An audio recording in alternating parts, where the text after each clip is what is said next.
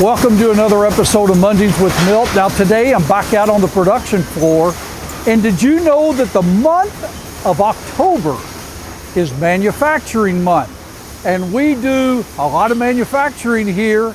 So what you see here are spools of wire, and they're slowly turning where we're manufacturing sheets of wire mesh. And with that, we're going to be making more and more wire mesh panels. So in addition to doing the woven mesh, where you saw the spool spinning and we were weaving wire, we also have several machines set up that do the welded mesh. That's where every intersection is welded.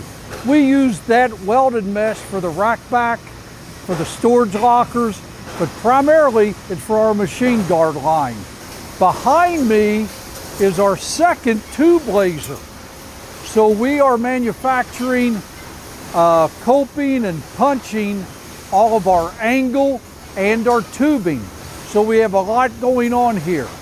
So we take pride in this manufacturing month. We've been around since 1967, providing jobs to this community. We're up to nearly 300 people in our facility now.